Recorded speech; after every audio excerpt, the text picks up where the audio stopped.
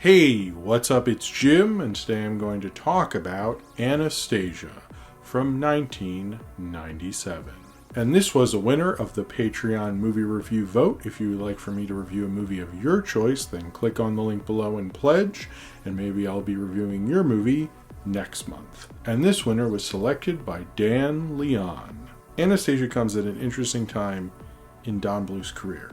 This is absolutely his comeback movie in the 90s after having a pretty big dry spell of just about as many movies as his actual good spell was, which I think most people at the time, as a kid, I didn't even know most of those got released. But this was sort of a return to form, and it's very beloved. I think most people even think of it as a Disney princess film, and depending on how you feel about the Fox acquisition, I guess is, but isn't. I'm a little confused about how that's fit in, and I get having fond memories of it because when this film came out, Disney princesses were still like, there hadn't been one that centered around the princess so much that people seem to like a lot. I'd say since Little Mermaid, Pocahontas was sort of a misstep, and I think Hunchback and Hercules were sort of different sort of things, and we're not, people wanted that traditional Disney princess thing, and Anastasia was here to give it to them. And it did, and people still like it. My daughter still likes it. My daughter likes it. I know a lot of people who love this movie. I have seen it a lot in my house, and I actually purposely for this review watched it without her because I always had to get her stuff, and I could never concentrate on it, and I never really watched it without a little kid singing and dancing next to it. So I wanted to know what it was experienced like, and I don't think it is as good as people thought it was at the time, and I do think a lot of its issues is sort of seeing end of a filmography in the sort of worst way that could be. Now I am wearing a John Carpenter shirt. I sort of just grabbed a random shirt, but one of the things that he did in the late 2000s is he made a film called Ghosts of Mars, which everyone I think has said it's sort of like him eating his own tail. Like, he's not making a B movie at an A level anymore. He's not subverting a B movie. He's just making a B movie at a certain point. And I sort of feel, in a way, this is Don Bluth going back on what made him unique. Because in the first four films, Secret of Nim, Land Before Time, American Tail, and All Dogs Go to Heaven, in those films, they were different from Disney. Those could never be Disney movies, ever. That wouldn't have worked. In fact, he outclassed Disney at the box office. I made a video about that forever ago, but it was a major deal he did that. And this just feels like an easy sort of hit for him. Now, I know he directed it in a larger aspect ratio. He really tried to make this work. It seemed like he just needed a hit, and he did that. And I'm not saying they didn't work hard on it or anything like that. It looks like they really did add a lot of detail, and the animation is wonderful, and I'll never say anything bad about that element. But in terms of, I guess, artistically or the writing or anything like that, this does feel like somebody limping to the finish line and knowing exactly how to do it, but it just feels like sort of like the uniqueness of him is not really on display here, and I think his other films were better written, they're more daring, they're more interesting, and what you have here is an interesting idea of a princess film, but I think it is, to me, separate from his peak period, and it's sort of noticeably not as good. It's like he miraculously hit a home run, and he knew exactly how to do it, and then he never really did it again. And I appreciate that he knew he needed to do this at the time, but it just doesn't feel as fun watching someone, know they need to do something rather than someone who had a unique voice, and especially animation, traditional animation, feel like not do a unique different story that only they can do, and instead do something that they need to do to sort of just keep their career going. Gives you not as great of a feeling as an audience member. I'm more just good for him. I don't like this movie that much. So this is about the famous story of Anastasia, where she did not get gunned down with the rest of her family in a shooting style thing. They don't have them go in a room and say, we're going to take a picture and have a firing squad there. That is what happened.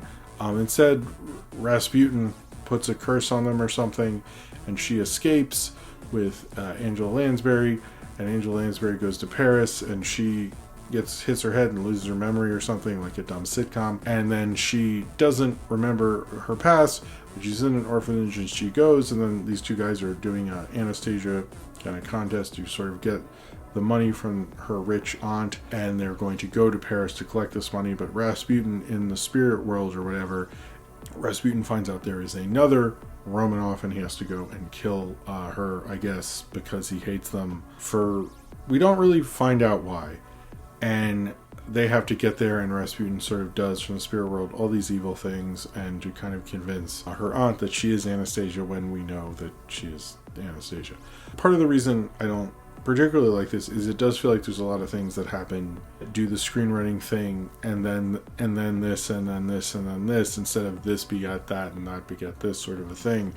And it just feels like a very clumsily written thing. The Rasputin villain stuff doesn't really work because nobody even knows he's there until like the end. And so like, how would they know? Like, the cool train sequence is really great actually, but like, to them it's just like, I guess the train broke, I don't know, I guess this happened, wow, we have bad luck. And they have like no perspective on, and I forget if like he admits to it at the end, or I don't think he does, and then they're like, oh, you're here, weird, that's crazy, Rasputin. And it just, that stuff doesn't work. This film is blatantly historically inaccurate. Apparently, when they released it in Russia, they tried to sell it as more fairy tale than fact, which is smart. I just see things written about the reception in Russia. If anyone watching this actually was in Russia and remembers the reception, I'd actually like to hear from you, to be honest with you, because it just seems like everyone has the same thing written, that some people hated it, most people were fine with it, and realized it was a fairy tale and couldn't take it too seriously. There's a certain point very early on where you're like, okay, I can't really get mad at that. They did, I think, eventually find out that she was also murdered. She wasn't like, you know, there were people claiming to be Anastasia and stuff like that. She was not alive this whole time. At the time, I think we believed that, I believe. But I think he does the best, and they do a very good job at trying to make this film work, because it sort of isn't something that should. The screenplay isn't very good. I don't particularly like the songs, although it's a step up from Pebble and the Penguins, so that's and it is an improvement over the films he'd made before, and to launch Fox Animation. It does feel like they sort of knew what they had to deliver, but it really feels like they weren't questioning what the screenplay was whatsoever, which I think is something that I like about his other film, his peak period films, where they're really constantly questioning, like, and has an interesting perspective to it. This just feels like princess movie, and we have to have a big villain, when in fact the whole Anastasia drama is interesting enough. You don't need to have her do this shit with Rasputin. Like, that just really doesn't work. But I do like Meg Ryan is actually really good in the role, John Cusack, even Hank Azaria, like, everyone is fairly good in this film. I think when animation at the time, Disney was not considered as strong. I feel like then you have something like this, which is sort of like, feels like the Disney magic, essentially. Don Bluth sort of like, almost felt like an older rock star, and he was like, I know, I could do a hit song, and he does it. And there's a certain majesty in that, to be honest with you. I do think it's interesting seeing an older director know, like, I know how to make a decent enough, strong movie that can make some money, and they do it. And sometimes that works out. I think Black Klansman, for example, is a better example of that. But it doesn't feel like in this, he is also putting in, like, what is he saying about the princess movie? And I think he's trying to do the kind of similar thing that we saw in Little Mermaid. Now, I know this is based on the 50s film and the idea of that, but it feels like the idea of identity and what your identity is and so forth. But it just, like, the end of it has to acknowledge all these other things, particularly Rasputin, that, like, the end of Little Mermaid, although it has to do with, still has a big third act conclusion thing, was still essentially about, like, you know, identity, and that was a core thing throughout it.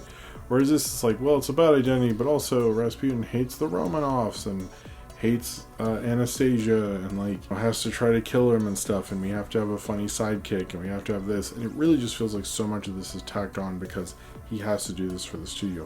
I know, like, he didn't like MGM and their notes and stuff like that, but this just feels like such a studio film in the worst way, really.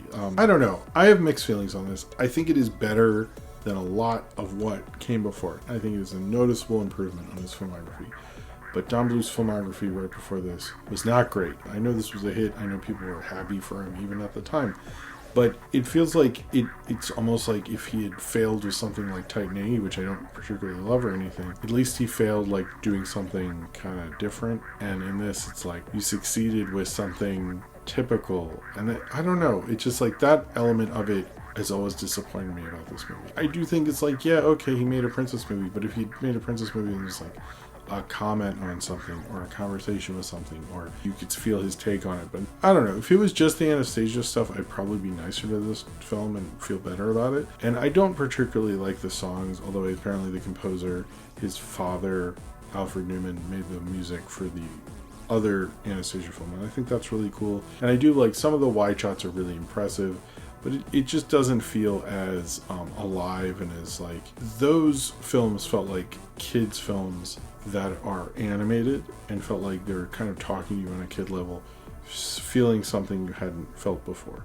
Or Secret of Nim was like being a serious film for kids or something like that, and they really did feel different even now. And this is just like, oh, a princess movie, and I've seen this, and it has to have Rasputin, and it has to have this, and it just really, I think the thing is when you get an older director and they know the ins and outs of screenwriting, and they know the filmmaking, and they just make a really kind of tight movie, it almost feels like it doesn't have any room to move from all that. Like why I mentioned Black Klansman, I think of older Hollywood directors who like they'd have a couple like really well made good hits. Like I'm a big William Wellman fan. Some of his later films are really solid, but they don't have the kind of enthusiasm and the messing about and the energy of the early films. And you can feel that in the direction. But I think the other thing is like the script is just not there, and it's just like a bad script, and you just can't get past that. I'm sorry, like I cannot get past that at all. So like that is something when I really just sat down with this film, it just does not hold up as those other ones do. And I think they're smart to do casting. I think there's enough in here that will make you remember like, oh, I remember this princess movie. But I think this film wants to be the triumphant comeback to his filmography artistically, and maybe like the actual animation itself, but the film as a whole just doesn't really work that well. It sort of works in spite of itself because Don Bluth is a professional, not because the story is there. And if this is supposed to be a great story, the story of Anastasia, in a sense it doesn't feel that way. It feels like a director who knew, I can do a princess thing, studio will be happy, this will sell a lot of tickets, I can come back and we can make another movie. And in a sense, I guess it succeeded, but it doesn't feel like anything but that. I think, maybe this is higher if you rank Don Bluth's filmography, just because he wasn't doing so hot right around then, and artistically, and nobody likes those movies really. But I don't think that means this is good. I sort of, more the original voice that, had to end up getting the position to make this movie than be happy that this badly told story exists. And I think that's something I sort of never get past, but it is nice to see my daughter sing along to this. It is nice to let people have that fantasy. You have to ignore the real life of both the history of Don Bluth and everything else, and the actual story and stuff. If you can ignore all that, just live in that fantasy, Anastasia will come alive for you too. You just have to ignore that, the whole thing is sort of bullshit. So if you have seen Anastasia and you would like to talk about it, then comment below in the comments and subscribe if you would like to. And this was the winner of the Patreon movie review vote. If you would like for me to review a movie of your choice, then click on the link below and pledge, and maybe I'll be reviewing your movie next month. Thank you very much for watching.